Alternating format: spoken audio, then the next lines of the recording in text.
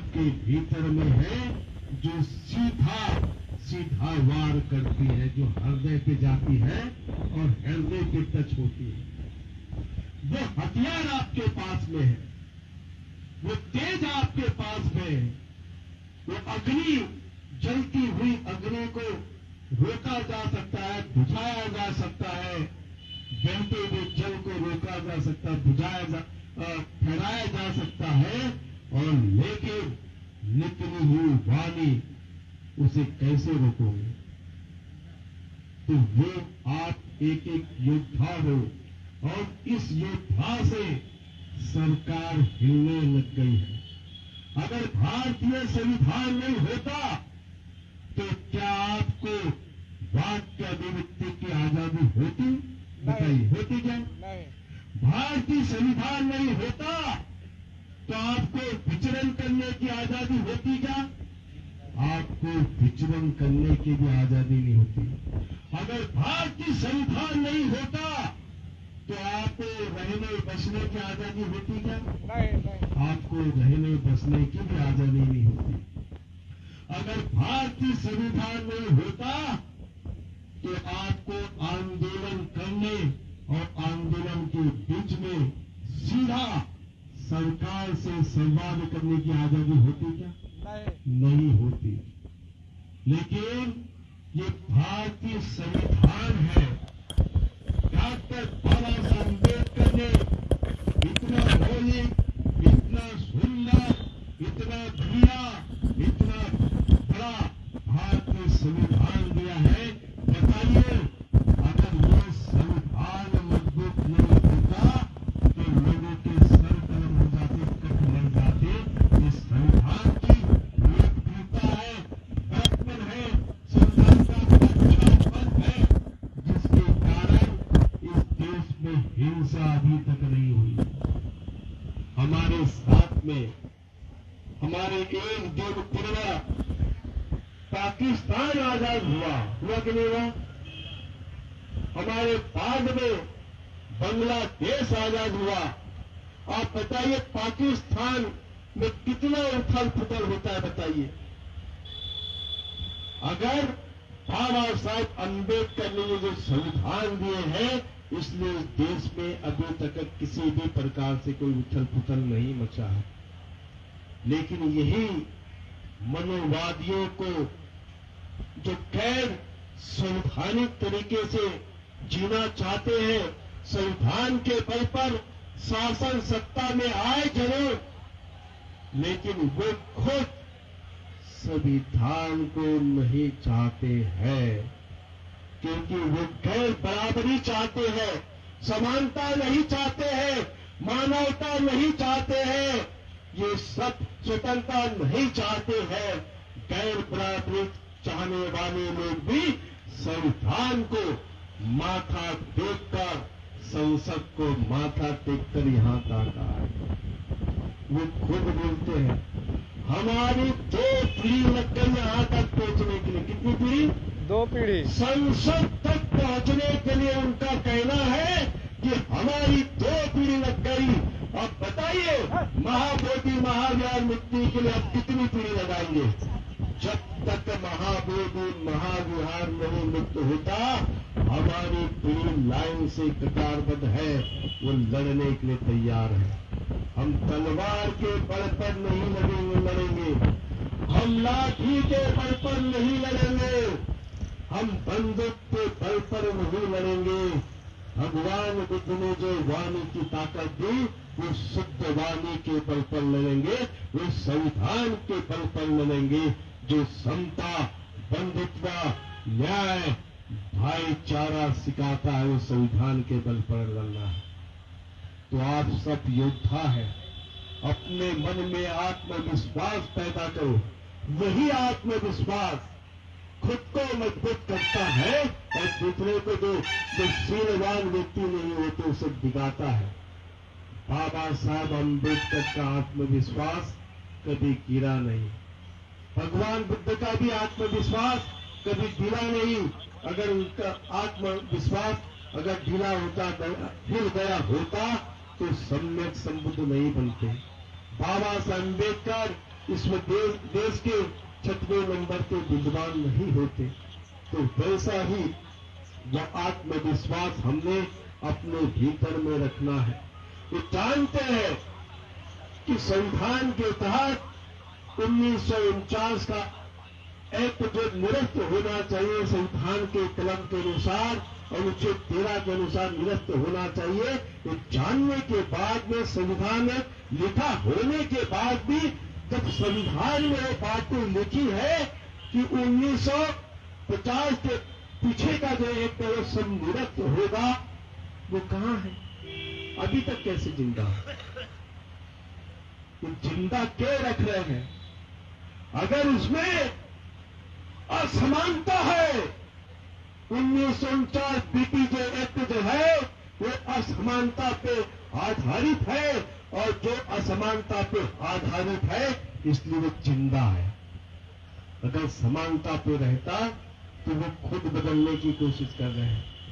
हम बता दें, हमारे माननीय गृह मंत्री जी अमित शाह जी अंग्रेजों का कानून है बोल बोल के पुराने कानूनों को बदल दिए उन्होंने। क्या हमारे गृह मंत्री जी को दिखाई नहीं दे रहा है कि जिनकी आवाजों में लाखों करोड़ों की आवाज लिए बैठे हैं बौद्ध भिक्खु, उपासक उपासिकाएं, वो कौन से काला कानून को निरस्त करने की बात कर रहे हैं? माननीय प्रधानमंत्री जी को दिखाई नहीं देता है? माननीय अमित शाह जी को दिखाई नहीं देता है कि इस काले कानून को भिगाया जाए? तो यही हमारे बीटी एक्ट जो है, बीटी एक्ट के खिलाफ लड़ना है। इसी के तारतम्य में मैं अभी करुणा सिंह राहुल भंते जी को निमंत्रित करता हूं कि बीटी एक्ट के संबंध में आप कुछ कहें। आइए भंते जी। ठीक है, तो भंते जी आ रहे हैं। तब तक मेरे पास में एक नाम आए थे, राम कुमार बोध आजमगढ़ से है क्या? राम कुमार बोध जी हैं, बैठे। आजमगढ़ से आए राम कुमार बोध जी। अगर कोई नहीं होगा तो उनके जगह में कोई दूसरा आ जाइए।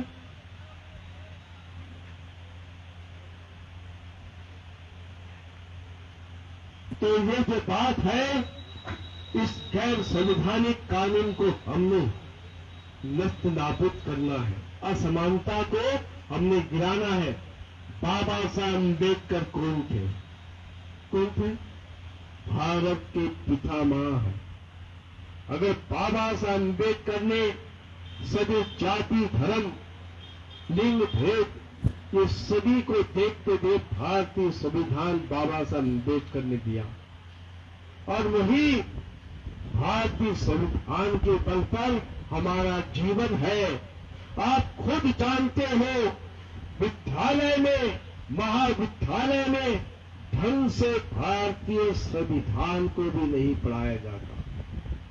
अगर सभी लोग अगर संविधान जानने लग जाएंगे, संवैधानिक बातें करने लग जाएंगे, तो जो हमारे जो बड़े बड़े जो नेता है, जो संसद में है, लोकसभा में है, राज्यसभा में है, विधानसभा में है, उनसे आप सवाल करना प्रारंभ कर लोगे।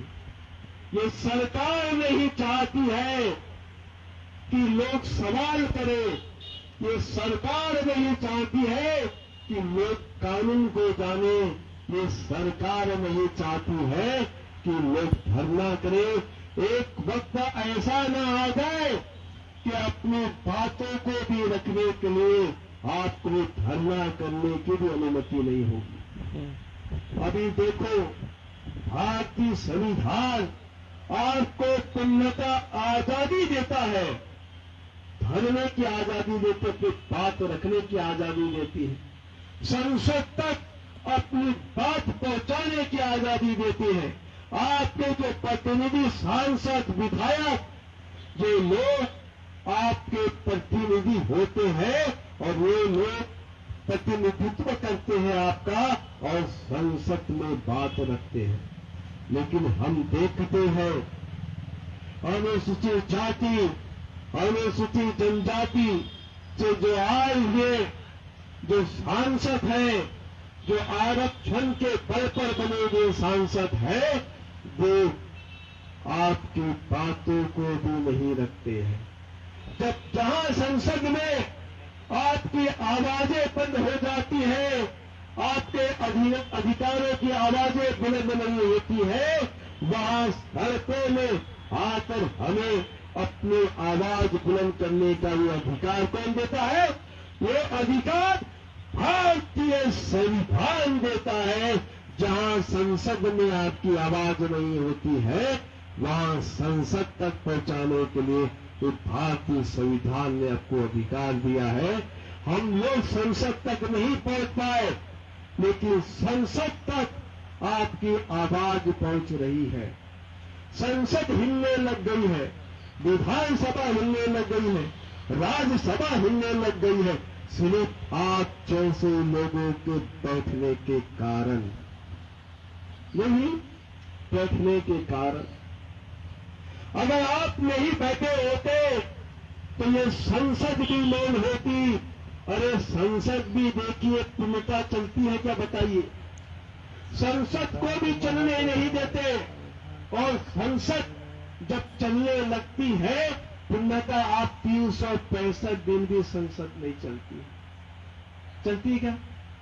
और कुछ समय संसद भी चलती है तो संसद को भी उलझाया जाता है। अगर कोई लोकहित में, अगर आपके जो मुद्दे की जो बात उठती है, तो उस मुद्दे की बात को दबाने के लिए एक मोनो मीडिया में, जो स्ट्रीम मीडिया बोलते हैं, उस स्ट्रीम मीडिया में एक विवाद को छेड़ दिया जाता है। वो विवाद को इसलिए छेड़ दिया जाता है कि आपका जो ध्यान, जो संसद में जो बिल पारित हो रहा है, जो संसद में आपके लिए बिल पारित होने वाला है, आपके हित में बोलो या आपके खिलाफ में बोलो, उसको दबाने के लिए हिंदू मुस्लिम किया जाता है। अरे हम मूल निवासी बौद्ध नहीं होते, हम भारत में भगवान बुद्ध का जन्म नहीं होता तो आपको भी गैर भारतीय करके आपको भी घोषित किए होते। लेकिन बाबा साहेब अम्बेडकर इतने बुद्धिमान थे, बाबा साहेब अम्बेडकर की इतनी कुशल बुद्धि थी कि बाबा साहेब अम्बेडकर जानते थे कि अगर मैं क्रिश्चियन धर्म अपनाया होता, अगर मैं मुस्लिम धर्म अपनाया होता, अगर मैं सिख धर्म अपनाया होता, तो हमारी कौमों को लोग क्या बोलते। बाबा साहब अम्बेडकर ने देखा, भारत भूमि में जन्मा, महाबुद्ध का जन्म हुआ, ये धर्म को बाबा साहब ने अपनाया। और बाबा साहब अम्बेडकर ने बुद्ध धर्म देने के पीछे का एक ही कारण था, भाईचारा।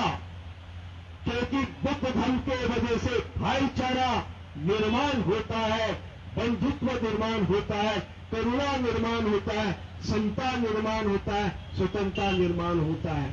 बाबा साहब अम्बेडकर जानते थे अगर मैं मर गया तो मेरे मरने के बाद ये औलादों का क्या होगा, जो मेरी औलादों का क्या होगा। इसलिए बाबा साहब अम्बेडकर ने बुद्ध धर्म आपको दिया।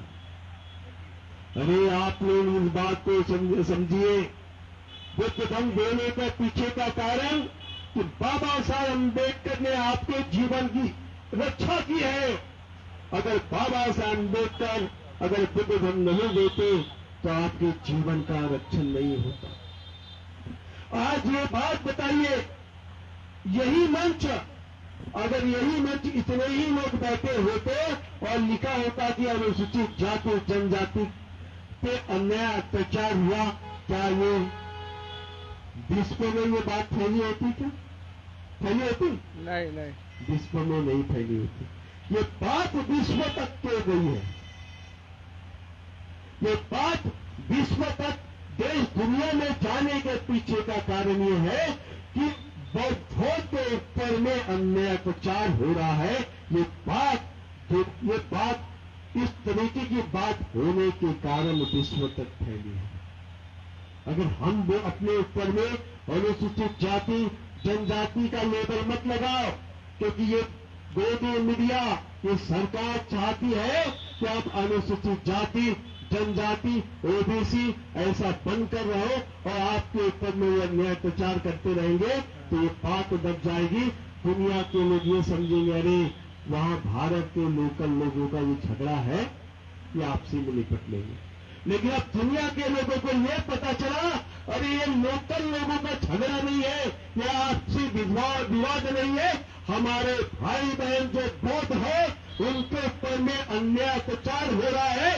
इसलिए दुनिया के लोग बोलने लग गए हैं कि मेरे भाई बहनों के ऊपर में जो अत्याचार होता है उस अत्याचार उस अन्याय को हम नहीं सहेंगे, उस अत्याचार अन्याय को नहीं सहेंगे। इसलिए दुनिया के लोग आवाज उठा रहे हैं। यहां तक कि जब प्रधानमंत्री जी थाईलैंड गए तो थाईलैंड देश के लोगों ने त्रिपिटक सौंप दिया कि देखिए आपके देश का। श्रीलंका गए तो श्रीलंका में महाबोधि मुक्ति आंदोलन के बारे में भिक्खुओं ने स्पष्ट रूप से कहा कि महाबोधि महाविहार को मुक्त कर दीजिए, ऐसे भिक्खु लोगों का कथन है। बताइए आपकी आवाज है कि नहीं? यहां बैठे हुए लोगों की आवाज दुनिया में आवाज बन गए। आप दुनिया की आवाज हो, आप दुनिया की आवाज बन गए हो। इसलिए बाबा साहब अम्बेडकर ने बौद्ध धर्म दिया, अगर मैं मर भी गया तो मेरे मरने के बाद आपका संरक्षण, आपका अधिकारों के लिए लड़ना, आपके अधिकारों की सुरक्षा वो दुनिया के विश्व के बौद्ध लोग करेंगे।